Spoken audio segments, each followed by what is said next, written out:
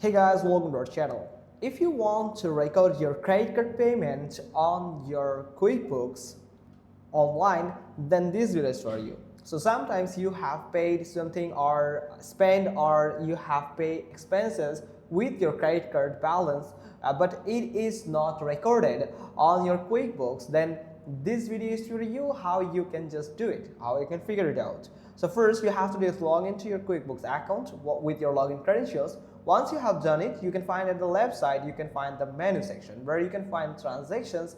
You can click on transactions. Now from here you can go to the bank transactions and log into your bank, or if you don't have.